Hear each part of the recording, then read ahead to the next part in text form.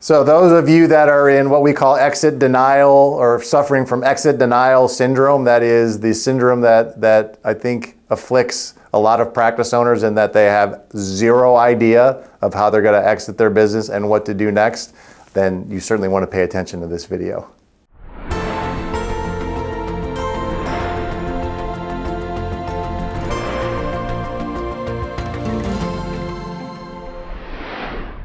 Welcome back. We're going to talk about everybody's favorite topic right now, which seems to be exit planning. And there are so many questions around exit planning that we get. And it's tough to try to put everything in just a one video as far as how to know whether or not you're prepared to exit or what to do next. So I'm going to try to make it simple in terms of things that you can do to prepare your business for an exit. But let's face it, you guys, everyone's going to exit at some point in time. And the question that we get is, when should I start preparing for the exit? Well, if you want the honest answer, you should have started preparing for the exit the moment that you opened your doors. The moment that you started taking new patients is when you should have thought about how you're going to transition out of this business. And I know it's unreal to most people, because they're like, well, I'm just getting started and I don't have any desire to want to quit or retire or anything like that. But there is a life cycle to anything, and specifically to a business.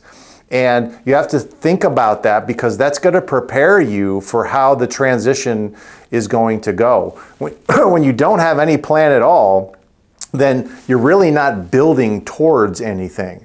And the reason why we tell people to start really early on with exit planning is because it's going to give you the direction of exactly what your business needs to look like when you're ready to transition, whatever that is. Now look, I'm not telling you that I want you to exit out of your business. As a matter of fact, it's the last thing that I want most of you to do. That's, of course, unless you're going to get like $20 or $30 million, and it's kind of hard to say no to that. But barring that, you want to really understand whether or not you're in a position, both emotionally and financially, to exit out of your practice, which are really two really critical factors that you have to take into consideration. And if you're not emotionally and you're not financially ready to exit your practice, then you shouldn't transition out at all. I don't care what condition that you're in. I don't care what level of burnout that you're in. It's a bad time to do it if those two factors are not in place.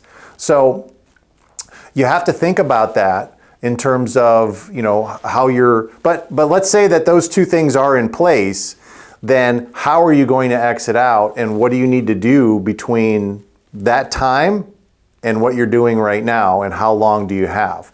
So, if I take someone that's in practice ownership for 1 to 2 years, and you're really not sure how you're going to exit out, well, we'll just come up with something, your options are kind of limited. You're either going to sell to a corporate entity, you're either going to sell to an associate, or you're going to sell to a competitor. Okay, let's keep it simple. That's what you're going to do. So now you have to decide which one of those three is most likely what I want to sell, who I want to sell to, and then you can start planning along the way of what you're going to do. So if you're going to sell to an associate, guess what? You better make sure that you're willing to finance a lot of the deal yourself. You better be willing to mentor that new owner, finding a new owner. There's a lot of things that you would need to do to build your ideal exit. If you're going to sell to corporate, guess what? There's a whole different list of things that you would need to do to prepare for an ideal exit if you're going to sell to a corporate entity or do some kind of a joint venture for them. But the point is that you need to know and understand what your exit options are so that you can build the practice towards that. Otherwise, you're just kind of like going on a day-to-day basis and just trying to treat patients and see patients and be profitable, and all those things are good, but it has to be moving towards something. That's why exit planning is such a hot topic right now, because people are selling their businesses. And there are some people that are selling their businesses for millions and millions of dollars, which is awesome. and there are some people that are selling their businesses for pennies on the dollar. Which one do you want to be? I can assure you, the people that are selling their practices for millions and millions of dollars had a plan of exactly how they were going to sell it, when they were going to sell it, and they built their business towards that end. The people that did not have a plan are the ones that are selling their business for, like I said, pennies on the dollar. And then you have a wide spectrum in between. Where do you want to be? And that's the question that you need to ask yourself. And you can start preparing right now. And it doesn't take much, but it does take some correct guidance.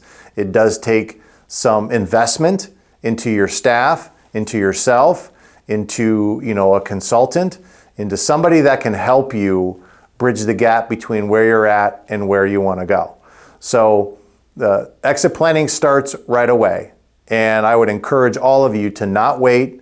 And if you think that it's too late for you, if you're like, well, I'm going to be done in 1 to 2 years, you would be amazed at how much value you can create in your business by having a simple plan in 1 to 2 years. I've had clients that have changed the value of their business by 100 to 200 to 400% in just 1 year because they knew exactly what they needed to do to get their business ready to transition. So don't wait, take some action today. You won't regret it. And by doing so, the biggest benefit of doing this is that you're going to find that the business, as it becomes more ready to sell, is going to be more profitable. And that profit then should channel to your household so that you can really insulate the household and get it financially ready so that you're not dependent upon the sale of the practice. So just an enormous amount of good things happen